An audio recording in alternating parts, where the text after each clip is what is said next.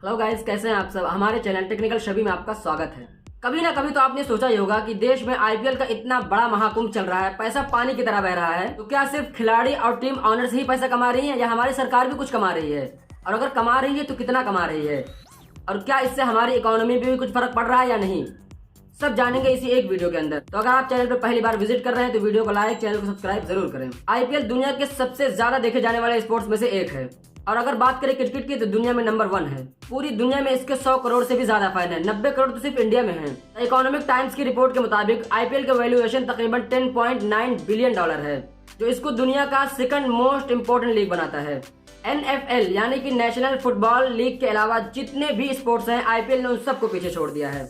IPL के success का अंदाजा आप इसी बात से लगा सकते हैं कि 2008 में आईपीएल जब नया आया था तब टोटल 8 टीमें सिर्फ 3000 करोड़ में बिकी थी, जबकि अभी लास्ट ईयर जो नई टीम बिकी है उनमें से सिर्फ एक टीम 7000 करोड़ में बिकी है। जिससे यह बात तो साफ होगी कि ये लीग खिलाड़ी और टीम ओनर के लिए पैसों की खदान है। लेकिन क्या इसका असर हमारी इकोनॉमी पर भी पड़ता है या नहीं? क्योंकि केपीएमजी के एक सर्वे के मुताबिक आईपीएल के सिर्फ एक सीजन के लिए 1150 करोड़ का खर्च सिर्फ ग्राउंड पर होता है। तो जाहिर सी बात है इसका असर हमारी इकोनॉमी पर भी होता होगा।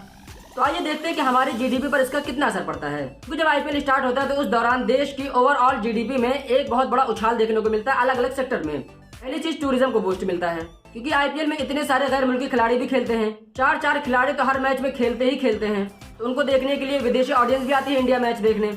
क्योंकि कॉक्स एंड किंग के अनुसार आईपीएल में और दिनों के मुकाबले में ट्रेवल की बुकिंग 30% तक बढ़ जाती है। इसी तरह जो लोग बाहर से आ रहे हैं उनको रहने के लिए होटल, खाने के लिए रेस्टोरेंट भी चाहिए होता है, तो इससे होटल और रेस्टोरेंट का बिजनेस भी बढ़ जाता है। और इसी तरह से आईपीएल में स्पोर्ट्स से रिलेटेड एक्टिविटीज भी बढ़ जाती हैं, जैसे कि जितने भी क्रिकेट एकेडमीज हैं जो क्रिकेट खिलाती है उनमें एडमिशन काफी हद तक बढ़ जाते हैं। और इसी तरह से स्पोर्ट्स इक्विपमेंट की सेल्स में भी काफी उछाल आता है कि बैट्स, बॉल, टी शर्ट वगैरह काफी बिकती हैं इसमें। इसी तरह से खाने पीने की चीजें यानी कि कोल्ड ड्रिंक्स, चिप्स वगैरह की सेल्स भी बहुत बढ़ जाती हैं, क्योंकि जब आदमी मैच देखता है तो ये सब चीजें भी ज्यादा खाता है। इसी तरह से टीवी, डीटीएच, इंटरनेट की सेल्स भी बढ़ जाती हैं। इसकी वजह से एम्प्लॉयमेंट भी काफी हद तक बढ़ जाती है, क्योंकि जितनी भी चीजें हमने आपको बताई है उनमें एम्प्लॉयज की जरूरत पड़ती ही है। जाहिर सी बात है अगर होटल और रेस्टोरेंट का बिजनेस चलेगा तो उनको एम्प्लॉयज की तो जरूरत पड़ेगी ही पड़ेगी।